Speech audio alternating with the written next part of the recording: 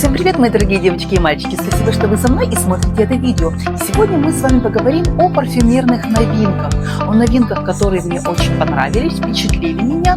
Так и будет здесь одна новинка, которая меня, скажем так, разочаровала. Так, мы начинаем. И всем любителям ванили, а я в их числе, особенно осенью и зимой, я просто обожаю ванильное направление. Я искренне рекомендую новинку Vanilla Powder. Очень красивый аромат, очень обволакивающий, притягательный, согревающий. И в то же время, что мне особенно нравится, здесь ваниль, она не кондитерская. Она здесь такая строгая, горько-пряная, с легким отголоском кокоса. Звучит просто великолепно, уютно, в меру по-гурмански, очень красивый ванильный аромат. И здесь ноты ванили, пало-санто, кокоса, а также бобов тонка и мускуса. Также совсем недавно я протестировала две новинки от бренда Manchero. Мне они показались достаточно интересными. И одна из них – это все тоже ванильное направление, которое я очень люблю. И это аромат Explicit Vanilla.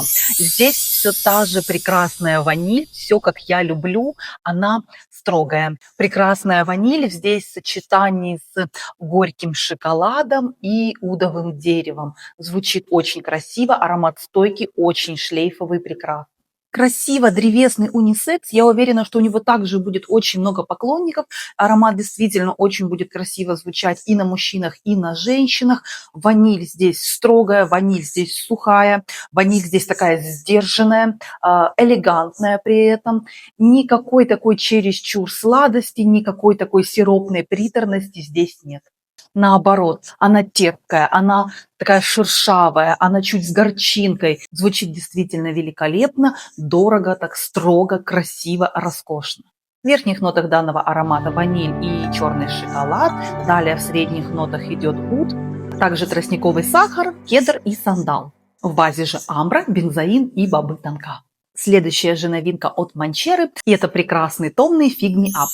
Аромат вышел еще в прошлом году, но познакомилась я с ним только сейчас. И он, безусловно, интересный, он, я уверена, найдет также своих поклонников. Он яркий, он глубокий, он насыщенный. В нем есть, знаете, такой напор, такая своеобразная экспрессия, действительно очень интересный, и под такое определенное настроение, под определенный образ будет просто великолепен. Но меня он изначально привлек тем, что в нем есть инжир, мякоть инжира и лист инжира. И в последнее время мне очень нравится данная составляющая в парфюмерии, поэтому я решила его попробовать. Но лично на мне, на моей коже я не слышу никакого инжира. Для меня это такая слива, очень сочная слива, очень такая сахарная слива. Даже, наверное, я бы сказала, это сливовое варенье. Также я отчетливо слышу на себе ревень, он такой терпкий, яркий, слышу такие зеленые ноты. И этот аромат в одно и то же время, он и сладкий, он и свежий, в нем есть и чуточку терпкости, действительно интересный. В его верхних нотах ревень, лист инжира и фиалка. Далее идут инжир, слива, уд, сандал и герань, в базе же табак, мускус, тофи и бобы тонка. Прекрасный, яркий, очень экспрессивный аромат. Следующая новинка – это Muse от Yves Saint Laurent, и данный аромат мне показался очень интересным и заслуживающим внимания. И в нем такое необычное звучание, он, возможно, не для всех. И по моим ассоциациям это такие лавандовые, чуть терпкие чернила, которые добавили капельку ванили. Что мне особенно нравится, так то, что аромат, он такой спокойный, в нем медитативное настроение, в нем меланхоличное настроение. По моим ассоциациям, это осеннее настроение, это туманы, это меланхолия, это такая теплая грусть.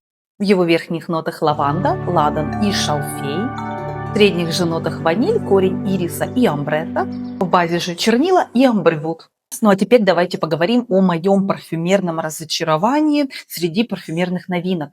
Не так давно вышла новая версия аромата Шанс от Шанель. И, если честно, то я не знаю, чего я ожидала, потому что Шанель, в принципе, парфюмерия данного бренда, это довольно-таки классическая такая парфюмерная история. Это тот самый люкс, который очень универсальный. Здесь вы не встретите каких-то ультрамодных направлений, чего-то очень необычного, того, что есть в нише, например.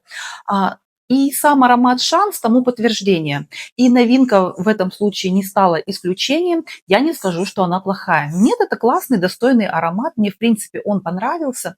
Но мне он показался очень знакомый. Он очень похож в одно и то же время на Дженни от Lanvin, на диоровский есть такой розовый аддикт у них. Тоже это что-то похожее. Но просто данная новинка как будто бы не стала новинкой, как будто бы это уже было. Ну, возможно, это и неплохо. То есть, если вам хочется такого классического цветочного люкса, если вам вот нравится это направление, то, пожалуйста, аромат вам также понравится, он действительно неплох.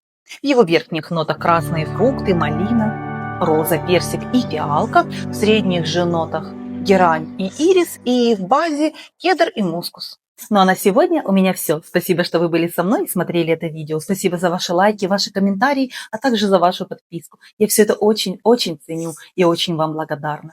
Ну а я, как всегда, желаю вам хорошего дня и отличного вечера. Всем пока-пока!